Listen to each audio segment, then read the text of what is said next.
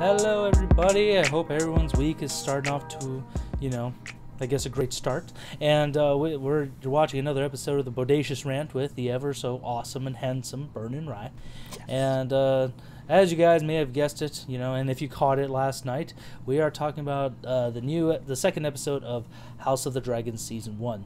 And I'm emphasizing Season 1 because it just got renewed for Season 2 over this last week, which is like, damn, yeah. HBO is laying it down, because we did find out that after last week, like how you couldn't get on to watch it, or you had some issues with HBO, because people wanted to watch it, which is like, that's cool, and I think there were some things I was reading before we get started in the spoilers and stuff, that like people were like sick of Game of Thrones. I'm like, it's not even that. Like, me personally, I'm like, it just left a bad taste in my mouth. So like when I heard House of Dragon is coming on, I'm like, oh shit, okay, that's probably a good thing to help wash it out. So I don't know, I just feel like some people, like, I'm sure there are some people like, I'm done with Game of Thrones, never again, which is like, it's not, there's other cool stuff in this world I would love to see explored. So Yeah, I mean, I'm sure a lot of the criticism was overblown because, like a lot of people, the end of last season, I will say, disappointed myself and a lot of others. But I don't think there were many of us, at least, that completely wrote it off. I know probably there were some dramatic, folks that were saying anything that has to do in this universe, I'm done with. But I don't think that's true. It's like, come on, guys, you can't go like 8 to 10 years of loving something and then all of a sudden completely write it off. That it just doesn't. I'd assume that you would, if anything else were to happen as well, you would at least dip your toe in and see if this was something for you. And a lot of people dipped their toe in last week. 10 million views in the first day and 20 million by the end of the week. So it's like, people were interested, and like they greenlit it immediately before the airing of the second episode. So the proof is in the pudding. There's a lot of people still interested in this world. Yeah, and again, it was HBO's biggest premiere they've had, I think, ever. So, which is kind of surprising, but at the same time, it's awesome. So, before we get into spoilers, guys, as always, please don't forget to press that like button. We appreciate the support. Ring the bell so you guys can, stay up to date on our videos. And also just subscribe, just to show your support. It's harmless to all of us, and we appreciate it. So, yeah, I think let's get to it. So, this episode, like, it was pretty mellow, like, tone-wise. Like, there wasn't a lot of action or anything. Just because the first episode kind of threw us into it with the contest, riding the dragon, and then a couple stuff like that, the death scene and stuff. This one was just like, what, this is definitely more the political side of Game of Thrones playing out with, Otto Hightower and Corlys Velaryon pimping out their daughters to try and have their shot at the throne, which I'm like, my God. Otto I can kind of understand, because she's 15, 15 and no husband.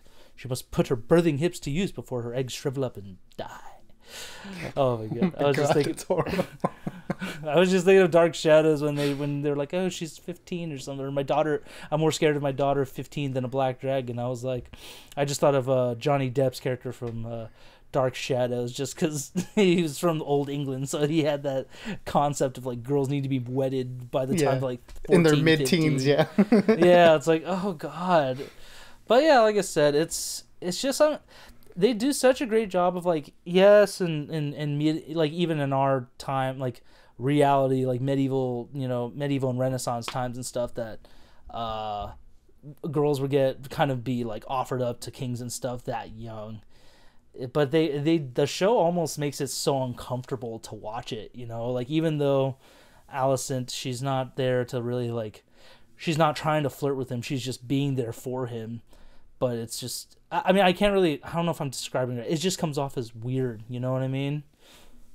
Yeah, I mean, either way, like, for us as, like, a modern audience, essentially, any of this stuff is going to be very off-putting, especially that scene with Viserys and Lady Rhaenyra. That was very uncomfortable to watch. But yeah, I mean, that's the type of things that this show and this series has, like, dived into, is a lot of the more uncomfortable parts of royal families and how they would, intermingle, and, like, incest is a huge thing, back in the histories. So yeah, they do a good job of presenting these sort of things as like a yeah, this is very uncomfortable. Like, this isn't cool things. Like, this is very, very wrong.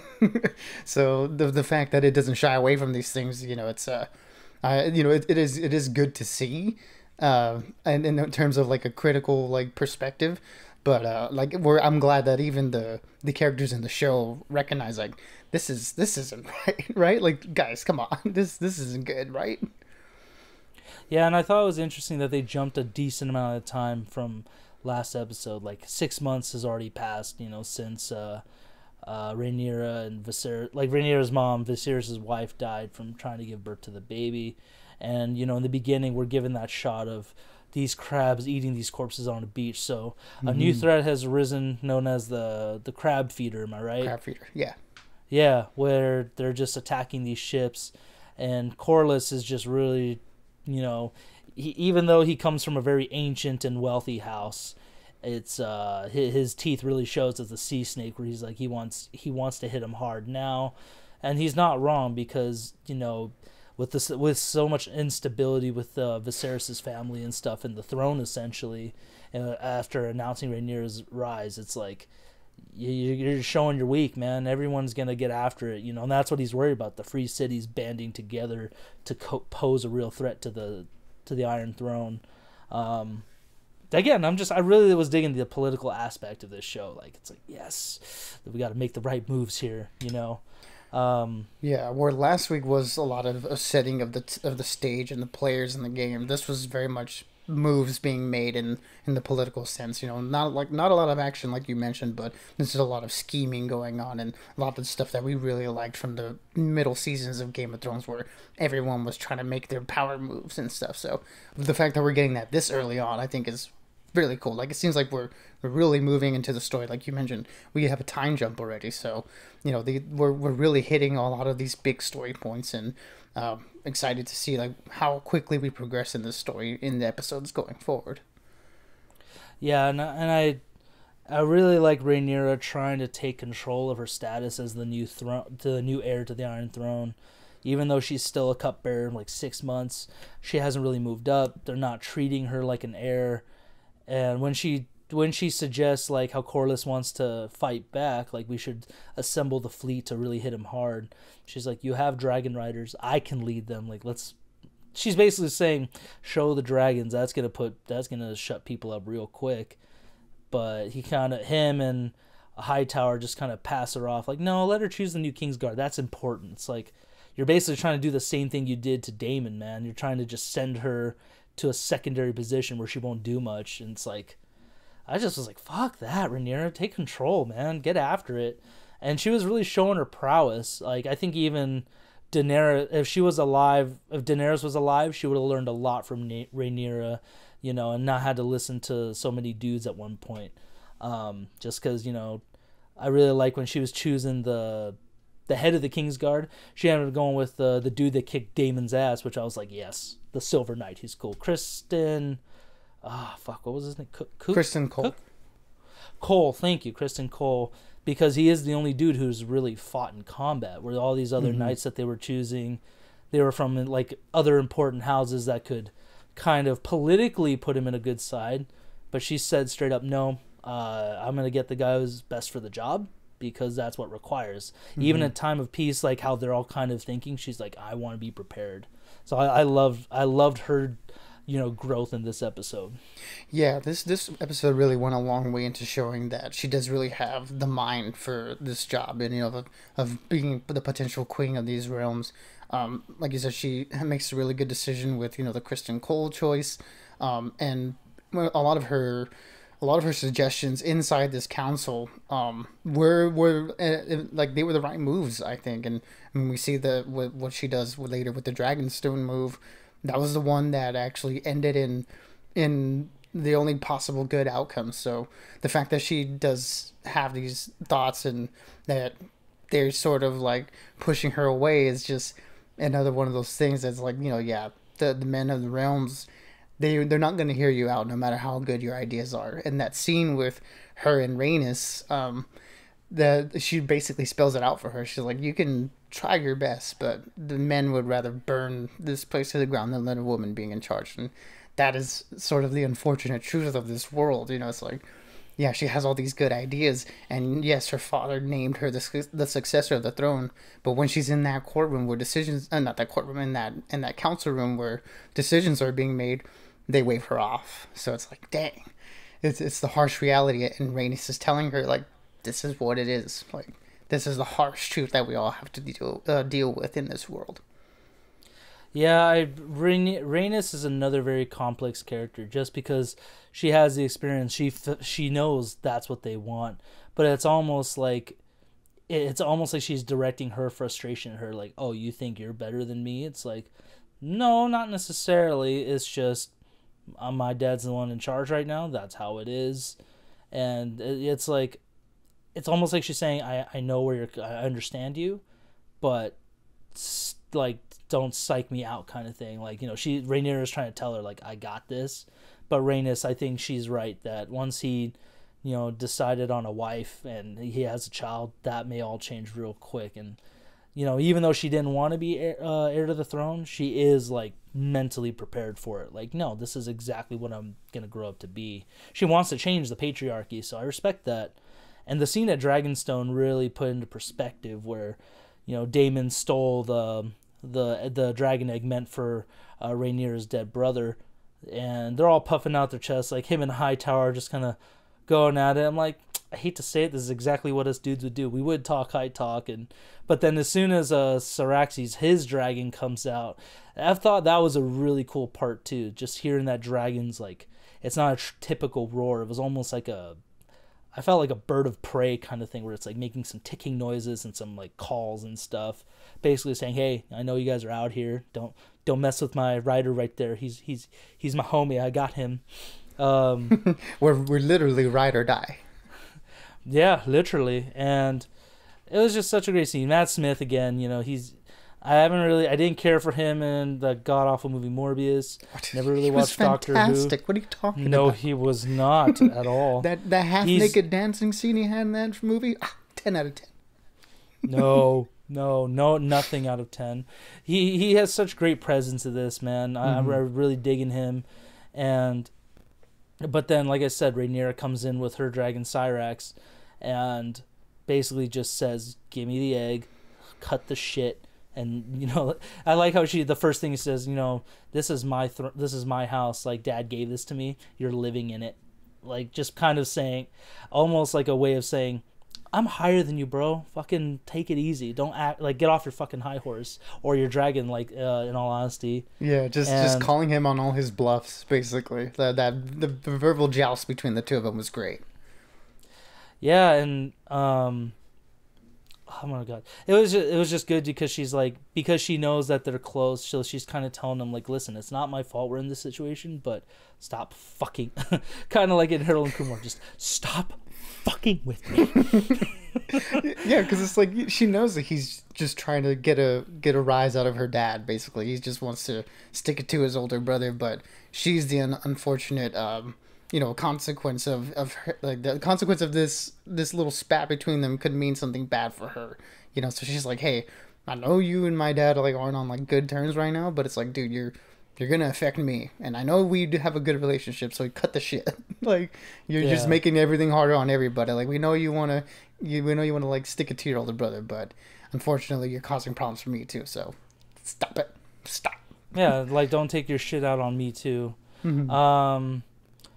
And before we kind of like get into like some of the bigger, like, one of the biggest moments of this show, a couple of the biggest moments, I think this is one of the best episodes in some of the television I've seen that really goes to show not necessarily the objectification of women, but like how they're groomed, and like how some women, especially in the Game of Thrones verse, are groomed to be like, no, you're here to help me, not the other way around. You know, like how they're treated as very like, yeah, I guess it is objectifying. Like, yeah. You know, my Syria is basically used as a fucking a chip. Like, oh, she's going to be my wife and we're going to have a baby. And it's like, dude, none of that's true. She even said, like, wow, you really had to go that route? Like, and he's just bluffing. Corliss's daughter, who's barely is like 12. She's not even of age yet. And Allison, Rhaenyra, like all these girls are just like, they're just trying to live, man. They're trying to, find their own way in the world. But it's like, nope, you guys are just be used as baby makers, path to the throne, bargaining tools, and then just, fill my cup, please. And I think it just showed everybody's frustration in it. Like even the little, I forgot what's Corliss's daughter's name. That was Lady Lena. Yeah, Lena. You can tell she's uncomfortable saying like, "Oh, I will give you many children" and all this stuff. Like, she's a kid. She doesn't need to think about that right now. Mm-hmm. Like just that moment where they're walking and talking. You can tell she has this rehearsed line that she has to say. She's like, and Viserys notices it and calls out and like, yeah, that's what your father told you to tell me, right? Like, he knows that this is all just a power play, and this girl is the unfortunate pawn in that game. And it's like even he's disgusted by it. So that gave me a little bit of respect for him too. I was like, okay, he knows this is wrong. So like I said in the beginning, like I'm glad the characters in this universe are acknowledging the fact. Yeah, it's almost like 170 years before Game of Thrones happened, like the era of the Baratheons, Starks, and Targaryens. It's like there were people a little bit more self-aware of stuff, especially Viserys. But Viserys is still, again, I still see him as like a bit of a weak king. Like he's a little too soft. But he's not wrong. He's not trying to start a war with the free cities. He's not trying to fight with his brother. He's just trying to do right by his family and the Seven Kingdoms, but people are just keep forcing him into this forcing him into situations left and right. So it's tough. I mean, this is the first time you see like, I would not want to be king at all. Where the other show, where Game of Thrones is like, I always want to be king. You want to be the one calling the shots. I feel like this is the first one to make me think like, nah, I'm good. Fuck that, dude. Like, yeah. His wife and child are barely dead 6 months, and they're already expecting him to. Hey, have another one, man. You're good. You still got it. Like, no, he doesn't. Mm-hmm. So, like, where the original series made the Iron Throne out to be the most coveted thing that you can want in this world. This show is showing that you don't want this. Like, this is more of a burden than something that you should strive to have, because, like, you can tell that Viserys, like, at every point, like, he's having to. Have it to decide like what's best for the Seven Kingdoms and what's best for himself. He's always having to choose what is right for everybody else instead of what is right for him. And it almost seemed like at the end of last episode where he was basically handing off telling Rhaenyra that he's gonna choose her as his heir. You can tell that there was like a sense of like, I'm very sorry that I have to bestow this upon you. He didn't want to pass on this power, not because he didn't like her and that he didn't think that she would do a good job, but he knew that holding this position is going to take a lot out of you. And we see it like symbolically too, in how he's getting all these injuries from the throne. Like it's symbolic of him not being like right for the king, but also of this position of being like of this position of leader of the Seven Kingdoms as something that just takes its toll on you and it kills you from like every angle basically. Yeah, but I did like that he knows he has to make a decision, just because when he was talking to Rhaenyra in the room, he's like, I'm not going to take the throne away from you, but I do have to marry somebody, because if I don't and we stay like this, our target on our backs just keeps getting bigger, and I can't have that for you and for you and me, because they're essentially the last of the line, and because Daemon took over, that's his new family, or Corlys or Hightower. People still want the throne, but they don't see it the same way he does. That, like you said, it is a burden. And then I liked. It's really sad that he said, "Oh, I'm gonna marry Alicent Hightower as my wife."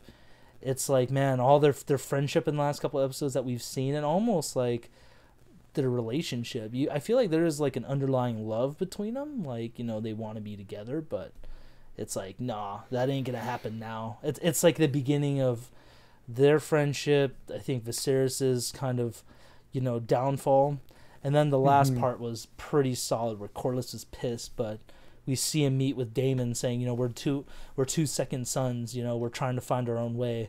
You and I can take out the crab feeder and the free cities, and we'll put our stake for the crown, essentially. Like, again, the political side was great. And even though he was insulting Viserys, I respected Daemon's response. He was like, I can talk about my brother however I want. Does not mean you get to. Mm-hmm. It's like, okay, well, at least you still have respect for your brother. Like, they're still family. He's having a fit. That's all I got to say. Yeah, and that's why Daemon is such an interesting character so far in this series. Where, yeah, like we see him act out, but he's acting out because he actually, at the end of the day, wants what's best for his brother and his family.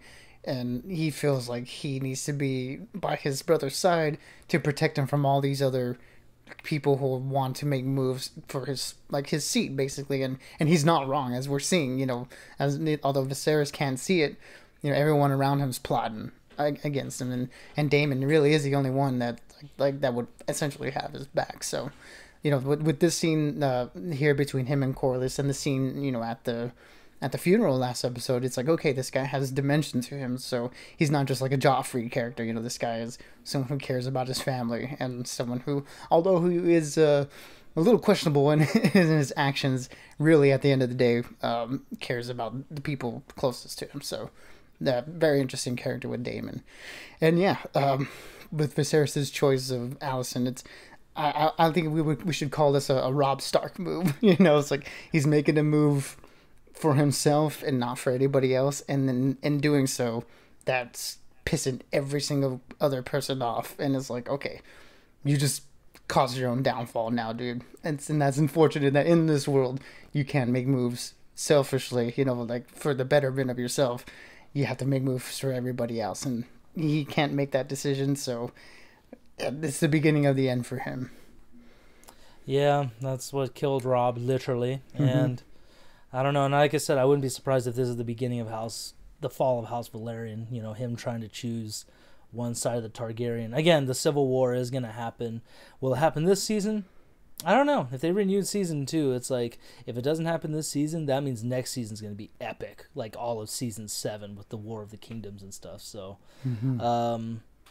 other than that, that was pretty much it. The Crab Feeder looks like a very interesting character. He looks all like burnt or like chewed up, and it's got that weird mask thing going on. Kind of remind me a little bit of like Riddler in a way from this year's Batman. Oh, interesting.